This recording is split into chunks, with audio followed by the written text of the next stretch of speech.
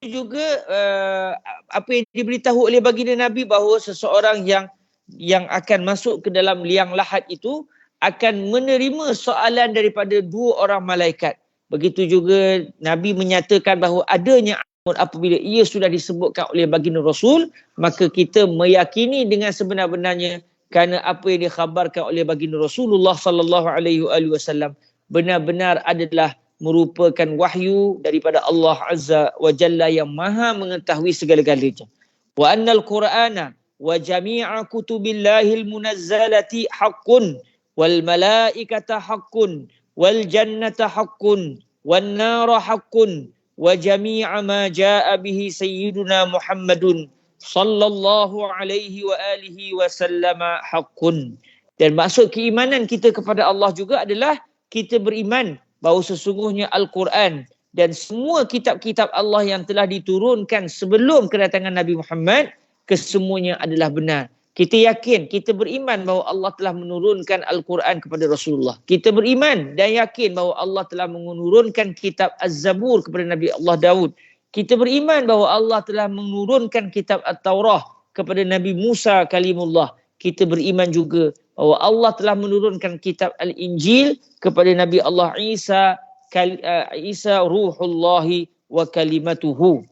Dan keimanan kepada Allah juga adalah kita mempercayai bahawa sesungguhnya kewujudan malaikat itu adalah benar dan kewujudan syurga juga adalah benar. Kita juga meyakini bahawa sebenarnya neraka itu benar-benar wujud dan segala apa yang didatangkan, yang telah datang, yang telah dinyatakan oleh baginda Nabi sallallahu alaihi wasallam, segala yang datang daripada baginda Nabi, yang dikhabarkan oleh baginda Nabi sallallahu alaihi wasallam, semuanya adalah benar. Inilah kesimpulan ringkas yang dinyatakan oleh pengarang kitab kita ini berkenaan dengan rukun-rukun iman, iaitu kepercayaan kepada Allah, kepercayaan kepada para malaikat, kepercayaan kepada kitab, kepercayaan kepada Rasul, kepercayaan dengan hari kiamat, dan kita juga mempercayai segala perkara yang berlaku itu kesemuanya adalah berdasarkan qada dan qadar Allah Subhanahu wa ta'ala. Maknanya ringkasan, perbahasan, huraian ringkas yang dinyatakan di dalam rukun iman itu adalah apa yang telah didatangkan oleh pengarang sebentar tadi.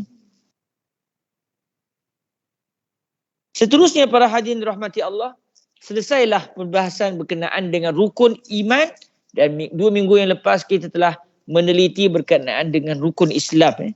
Sekarang kita akan masuk kepada bab yang pertama, tajuk yang pertama berkenaan dengan hukum hakam fiqh. Sebagaimana kita sedia maklum, kitab ini membicarakan 3 perbahasan ilmu. Akidah, dan alhamdulillah telah kita bicarakan pada hari ini. Syariat iaitu hukum hakam, kita akan memulakan juga pada hari ini, dan insya-Allah di penghujung kitab kita akan mendalami tentang at-tasawuf, iaitu kebersihan dan kesucian hati, supaya hati kita benar-benar bersih, benar-benar mentaati Allah dengan penuh kasih sayang, dengan penuh pengharapan kepada Allah Azza wa Jalla. Jadi hari ini kita akan masuk kepada perbahasan pertama berkait dengan hukum hakam fiqh secara ringkas, insya-Allah. Moga-moga apa yang kita pelajari ini menambahkan dan mengukuhkan lagi pengetahuan kita, dan moga-moga satu hari nanti dengan kefahaman asas yang kukuh ini memungkinkan kita untuk meneliti lagi kitab-kitab yang lebih dalam perbahasannya untuk menambahkan lagi dan menguatkan lagi kefahaman kita terhadap agama Islam ini, insya-Allah Subhanahu wa ta'ala. Kita masuk kepada perbahasan yang pertama berkenaan dengan hukum hakam fiqh, dan didatangkan juga secara ringkas. Faslun furudul wudu'i sittatun. Al-awwal an-niyyah. Al-thani ghaslul wajhi. Wa hadduhu min manabiti sya'ri ar-ra'si ila muntahal lahyain. Wa dhaqan tula wa 'ardan min al-udhuni ila al-udhun. Al-thalith ghaslul yadaini ila al-mirfaqain. Al-rabi' mashu syai'in min basharat bal mashu syai'in min basyaratir ra'si aw sya'rin fi haddihi al-khamis ghaslur rijlaini ma'al ka'bain as-sadis at-tartibu ala hadhil kaifiyah. Okay, kata pengarang kitab kita ini adalah satu fasal. Fasal ni maknanya tajuk lah, tajuk. Ini adalah satu tajuk, iaitu tajuk yang membicarakan tentang fardu-fardu wuduk, rukun-rukun wuduk. Fardu-fardu wuduk iaitu rukun-rukun wuduk, maknanya kalau benda ni tak ada, tak sahlah wuduk. Kalau tak ada perkara-perkara ini, wuduk kita tidak sah. Jadi kita perlu mengetahui perkara ini kerana kita nak melakukan solat. Solat hanya akan sah kalau ada wuduk. Kalau tak ada cukup 6 perkara yang disebutkan ini, maka apa yang kita lakukan berupa wuduk itu pada hakikatnya tidak sah. Di sini disebut fardu-fardu wuduk ada 6. Yang pertama niat. Yang pertama niat, iaitu niat mengangkat hadas. Orang yang diwajibkan berwuduk apabila dia sudah menanggung hadas kecil. Nanti kita akan lihat perkara-perkara yang membawa kepada pembatalan wuduk, iaitu perkara-perkara yang membawa kepada berlakunya hadas. Seperti yang biasa kita tahu, terbuang air, kita qada hajat, menyentuh kemaluan, menyentuh wanita yang bukan keluarga kita. Maka ini antara perkara-perkara yang menyebabkan kita sudah berhadas kecil. Apabila seseorang itu berhadas kecil, maka kalau dia mahu melakukan solat, dia tidak boleh terus melakukan solat. Sebaliknya dia kena menghilangkan hadas kecilnya terlebih dahulu. Maka cara menghilangkan hadas kecil adalah dengan berwuduk. Maka wuduk ada 6 rukun. Rukun yang pertama adalah niat, iaitu niat untuk menghilangkan hadas kecil yang ada pada orang tersebut. Maknanya rukun yang pertama, hati orang yang berwuduk itu menyatakan, berbicara, hatinya berbicara bahawa dia mengangkat ataupun menghilangkan hadas kecil pada dirinya. Bilakah kita kena berniat dalam wuduk? Iaitu apabila air mula-mula kena ke wajah kita. Bila air mula-mula kena ke wajah kita, maka ketika itu kita diwajibkan berniat. Maknanya ketika contoh kita ambil air, bila kita sapu saja muka, ketika air mula kena ke muka kita, maka hati kita kena berbicara ketika itu, sahaja saya mengangkat hadas kecil atau sahaja saya berwuduk kerana Allah Subhanahu Wa Taala. Dia kena berniat bahawa yang dia lakukan itu bukan basuh muka. Dia lakukan itu adalah wuduk. Adalah mengangkat hadas. Itu yang pertama, kita berniat. Mudahnya ketika kita ambil air tu, sewaktu air kena ke muka kita, hati kita berbicara, sahaja aku berwuduk. Itu pun sudah memadai. Yang kedua, membasuh wajah. Maknanya sewaktu wuduk itu berlaku, sewaktu itu kita hendaklah membasuh muka. Maknanya kita hendaklah membasuh keseluruhan muka. Keseluruhan muka. Kalau kita basuh sebahagian muka lagi tak dibasuh, maka wuduk itu tidak sah. Lalu pengarang menyatakan bahawa sempadan muka ini, bila kita nak basuh muka, kita kena tahu di mana sempadan muka. Supaya kita membasuh semua kawasan muka. Jadi disebut sempadan muka ini adalah kalau dari sudut panjang, dia ada panjang. Muka kita ni panjang ni lebar. Panjang dan lebar. Jadi dari sudut ukuran muka dari sudut panjang itu, bermula daripada tempat tumbuh rambut. Macam saya ni di sini. Tempat tumbuh rambut. Main di atas dahi kita itu, dan berakhir pada penghujung kepada 2 rahang muka ini. Dan juga ni 2 rahang. Ini rahang pertama, rahang kedua. Dan ini adalah dagu. Maknanya bermula daripada awal muka sampai ke hujung dagu ini, seluruh kawasan ini hendaklah dibasuh. Itu dari sudut panjang, dari sudut sempadan muka, dari sudut panjang, dari sudut ketinggian. Dari sudut lebar pula, iaitu daripada telinga ke telinga. Maknanya ini adalah kawasan muka. Jadi ini kesemuanya adalah muka. Bermula daripada telinga ke telinga ini, telinga ke telinga, atas ke bawah, seluruh kawasan ini adalah muka. Jadi ia wajib dibasuh. Jadi kalau kita berwuduk, maknanya kita kena pastikan air mengenai seluruh wajah kita tanpa berkecuali. Maknanya air kena ke atas kulit, dan kalau kulit itu ada bulu, macam bulu muka kadang-kadang ada orang dia dibisai, orang perempuan tak dibisai. Kadang-kadang ada juga misai sikit. Orang lelaki biasa dibisai, ada janggut, ada jambang, ada kumis. Jadi semua bulu yang tumbuh di muka itu juga hendaklah terkena air, hendaklah dibasuh sekali. Jadi maknanya kalau dibincangkan antara perkara yang mungkin boleh saya sentuh, disebut oleh para ulama, kalau bulu itu sudah terkeluar daripada had muka, contoh macam saya ni, janggut saya. Janggut saya tumbuh di muka, dia tak tumbuh di kaki. Kalau tumbuh di kaki orang tak ingat janggut. Janggut saya tumbuh di muka, tetapi kebetulan saya menyimpan janggut dan akhirnya janggut saya panjang. Janggut saya terkeluar daripada had muka. Sebab ini dah bukan muka. Muka sampai takat dagu ni je. Bawah dagu ni bukan muka, tetapi janggut saya terkeluar daripada muka. Maka bagi mereka yang bulu wajahnya terkeluar daripada had muka, dia juga wajib membasuh bulu yang terkeluar tersebut. Maknanya kalau orang lelaki, ketika berwuduk dia kena pastikan janggut-janggutnya juga dibasuh.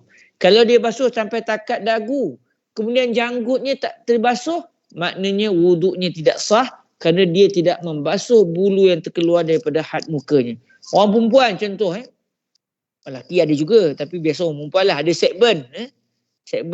Sekben ni kalau kita tengok bulu yang tumbuh sebelum telinga, bulu yang tumbuh sebelum telinga. Dan biasanya orang perempuan kadang dia rambutnya panjang, terkeluar rambutnya begitu. Jadi itu juga termasuk bulu yang terkeluar daripada had muka. Maknanya bagi mereka yang memiliki sekben yang panjang, seluruh sekben itu hendaklah dibasuh sekali ketika membasuh muka. Baik, seterusnya disebut di sini as-salis ghaslul yadaini ilal mirfaqain, membasuh kedua belah tangan sampai ke siku, daripada hujung jari sehingga sampai ke siku. Maknanya kalau kita tak basuh siku, tak sah wuduk. Daripada hujung jari sampai ke dua-dua siku ni, di sini sampai ke siku, sini pun juga sampai ke siku, seluruh kawasan ini hendaklah terkena air. Maksudnya segala bulu-bulu yang ada di tangan hendaklah dibasuh. Dan dalam masa yang sama, tidak boleh ada sebarang penghalang. Kalau di tangan kita ada cat, contohnya, maka tidak sah wuduk itu melainkan cat itu dihilangkan terlebih dahulu. Kalau contoh tuan-tuan yang bekerja di pejabat kadang-kadang guna selotip lah apa, kalau selotip itu terlekat di tangan, masa kita basuh, lepas habis wuduk, rupanya kita punya selotip tu masih melekat. Maknanya wuduk tidak terkena kawasan yang ditutup oleh selotip itu, maka wuduk kita ketika itu belum lagi sempurna kerana ada kawasan di tangan yang belum lagi dibasuh keseluruhannya. Macam begitu jugalah di muka tadi. Kalau di pipi, kalau ada selotip contoh, dia berwuduk tak perasan. Udahnya sudah tu, ada selotip. Ataupun ada cat, maka ketika itu dia tidak lagi sempurna wuduknya kerana bahagian di mukanya itu ada lagi bahagian yang tidak disentuh oleh air. Yang keempat, mashu syai'in min basyaratir ra'si aw sya'rin fi haddihi. Rukun yang keempat bagi wuduk adalah menyapu, bukan membasuh. Maksud membasuh ni kita pastikan air itu mengalir. Bukan, kalau renjis pun bolehlah kita ambil air, contoh kita ada letak dalam botol, kita renjis air, spray air di muka, lalu air itu berjuraian, berguguran, berjujuran, betul-betul berjujuran, berjuntaian, berjatuhan, bolehlah. Kalau salah tu minta maaf lah, bahasa saya lain sikit. Jadi kesemua itu dianggap basuhan. Biasa bila kita basuh, kita ambil air, kita lalukan.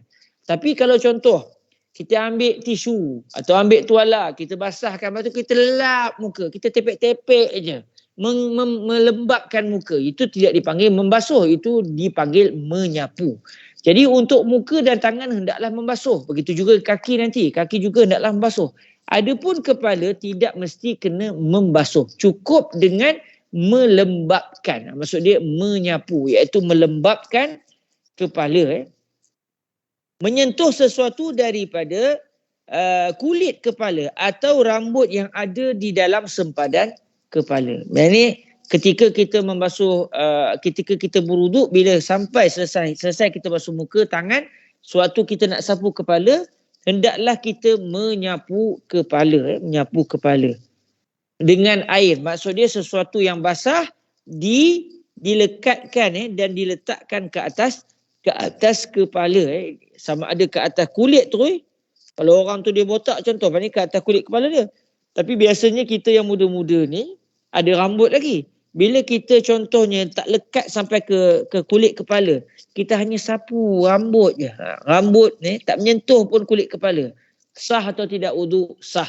Tetapi dengan syarat rambut yang disentuh oleh air itu masih berada pada had kepala. Maksudnya kepala ni selepas daripada kawasan muka itu adalah kepala. Sampai sebelum ni kawasan yang bertumbuh rambut itu sampai sebelum tengkuk itu adalah kepala.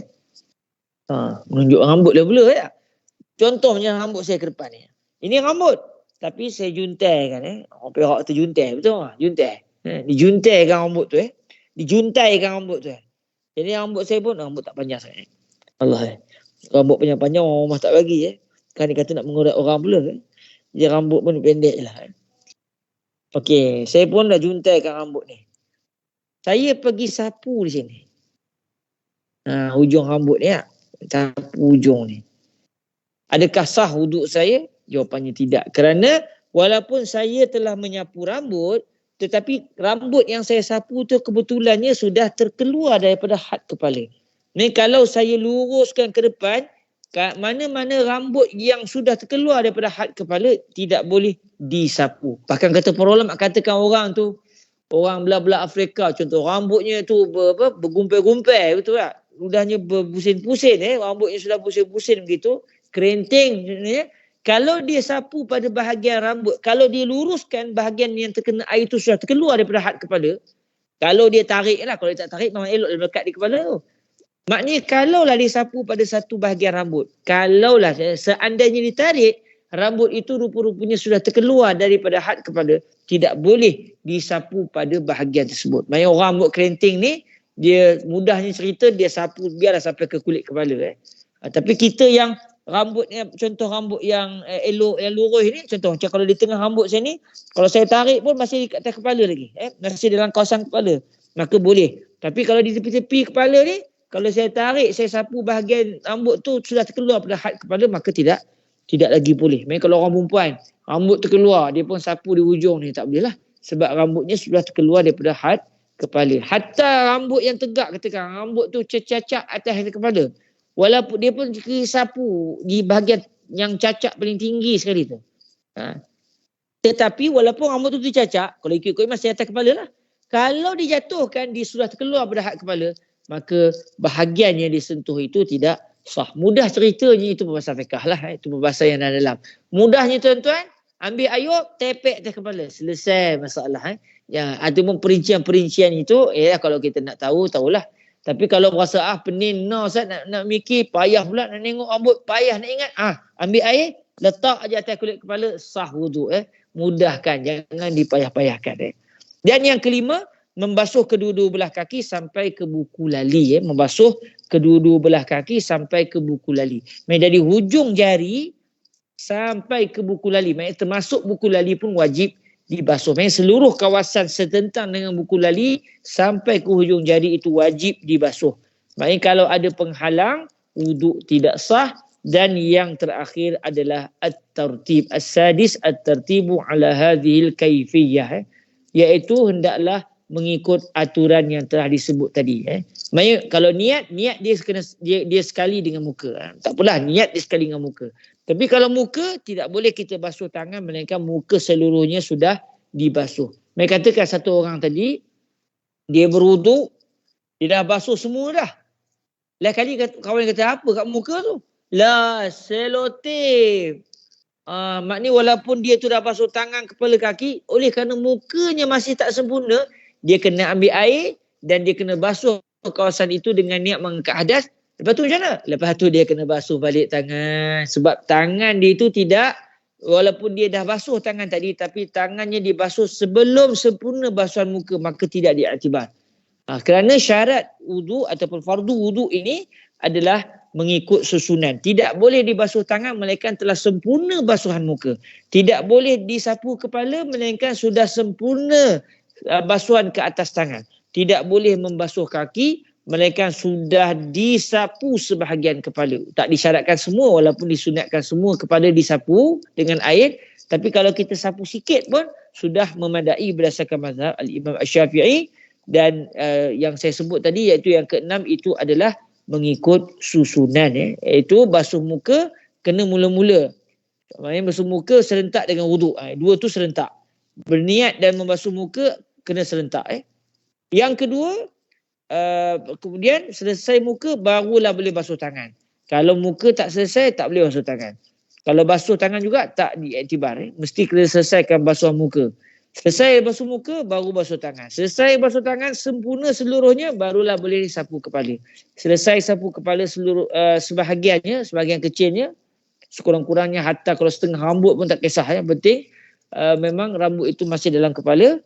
Selesai sapu kepala, barulah boleh membasuh kedua-dua belah kaki. Itu yang dimasukkan dengan mengikut susunan. Walhamdulillahi Rabbil Alamin. Silap saya, patutnya saya peruntukkan sikit 5 ke 10 minit kok ada siapa nak tanya soalan, sebab bila kita dah masuk bab fiqh ni mungkin ada nak tanya tapi sudah tinggal seminit. Ala kulli hal saya serah kepada pihak terlupa pula kira kopiah, semangat tak kira kopiah lupa pula jadi terserah kepada pihak sunat. Kalau ada soalan, kalau tak sesuai mungkin soalan kita boleh tangguhkan ke minggu hadapan. Saya terlupa tidak peruntukkan Allah Ta'ala alam. Terima kasih. Jazakumullahu khaira. Aqulu qali hadza wa astaghfirullah li wa lakum. Assalamualaikum warahmatullahi wabarakatuh. Assalamualaikum. Jazakumullahu khairan jazak Ustaz Hairul. Jadi ada soalan ke daripada peserta yang mendengar? Apa pelajar yang ikut serta kelas kita? Saya dah enablekan mic tu kalau nak bertanyakan soalan lah. Okey, kalau tak ada kita teruskan dengan penangguhan majlis kita. InsyaAllah kalau ada soalan boleh terus majukan kepada saya majukan kepada Al-Fadhil Ustaz untuk minggu depan kira ada kelas tak? InsyaAllah biiznillah. Tak ada alam bintang, insyaAllah tak ada masalah. Selasa kedua. Kita sorry, Selasa pertama tu kalau ikutnya saya ada majlis. Tapi katakan pihak surau yang minta saya kuliah hari Selasa pertama tu, katakan dia tak dapat, nanti saya akan terus maklum, kata kita akan jalan jugalah. Hadir baik Ustaz, okay. insyaAllah. Bismillah. Syukran, jazakumullah khairan jazak Ustaz. Mungkin Allah saya nak jemput Ustaz mungkin untuk pimpin bacaan selawat untuk kami dan juga doa sikit Ustaz. Bismillah. Auzubillahi minasyaitonirrajim. Bismillahirrahmanirrahim. Alhamdulillahi rabbil alamin. Wassalatu wassalamu ala al-habibil mustafa sayyidina wa maulana Muhammadinil karim wa ala alihi wa sahbihi ajma'in. Allahumma salli ala sayyidina Muhammad wa ala ali sayyidina Muhammad.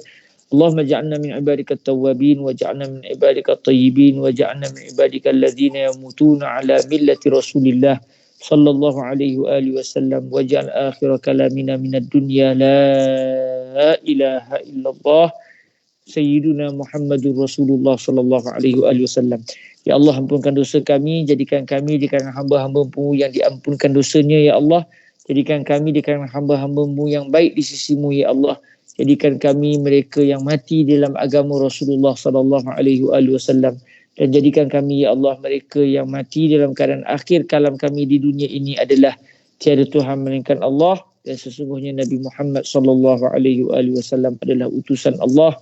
Rabbana atina fid dunya hasanah wa fil akhirati hasanah wa qina azabannar. Ya Allah, berikanlah kebaikan kepada kami di dunia ini, berikan juga kebaikan buat kami di akhirat nanti, dan jauhkan kami ya Allah daripada azab api neraka-Mu. Wa sallallahu wasallam ala sayyidina Muhammad wa ala alihi wa sahbihi wa baraka wa sallam. Alhamdulillahirabbil alamin. Sama-sama kita menangguhkan dengan salawat al-Imam Asy-Syafi'i radhiyallahu taala anhu wa ardahu. Allahumma salli afdala salatin ala as'adi makhluqatika sayyidina Muhammadin wa ala آله وصحبه وسلم عدد معلوماتك ومداد كلماتك كلما ذكرك الذاكرون وغفل عن ذكره الغافلون. اللهم صل أفضل صلاة على أسعد مخلوقاتك سيدنا محمد وعلى آله وصحبه وسلم عدد معلوماتك ومداد كلماتك كلما ذكرك الذاكرون وغفل عن ذكره الغافلون. اللهم صل أفضل صلاة على أسعد مخلوقاتك سيدنا محمد وعلى آله وصحبه وسلم عدد معلوماتك ومداد كلماتك كلما ذكرك الذاكرون وغفل عن ذكره الغافلون. وسلم ورضي الله تبارك وتعالى عن ساداتنا أصحاب رسول الله أجمعين. وحسبنا الله ونعم الوكيل ولا حول ولا قوة إلا بالله العلي العظيم. سبحانك اللهم وبحمدك أشهد أن لا إله إلا أنت أستغفرك وأتوب إليك. بسم الله الرحمن الرحيم.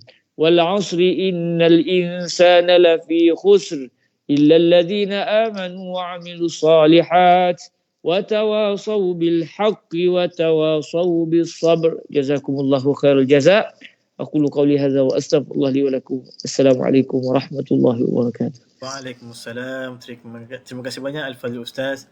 Allah atas barik ilmu fikum. yang disyurahkan. Wabarakallahu fikum jami'an insya-Allah. Terima kasih juga buat tuan-tuan haji, puan-puan hajah yang turut bersama dengan kita pada malam ini. Semoga Allah mengganjari kita, memberikan kita balasan ilmu yang bermanfaat insya-Allah yang dapat kita amalkan buat sepanjang hayat, juga untuk kita sebar-sebarkan insya-Allah. Sekian sahaja untuk majlis kita pada malam ini. Insya-Allah kita bertemu lagi pada minggu hadapan jika sekiranya kita dapat jalankan kelas lah. Okey. Kita tengok perkembangan semasa nanti insya-Allah macam mana. Semoga kita dapat terus istiqamah menghadiri majlis ilmu seperti ini. Dan setakat itu sahaja Ustaz, insya-Allah. Terima kasih banyak. Kita tangguhkan dulu kita punya sesi pada malam ini, insya-Allah. Kita bertemu lagi pada masa-masa yang akan datang insya-Allah. Assalamualaikum warahmatullahi wabarakatuh. Waalaikumsalam warahmatullahi wabarakatuh. Waridwan wa maghfiratuh.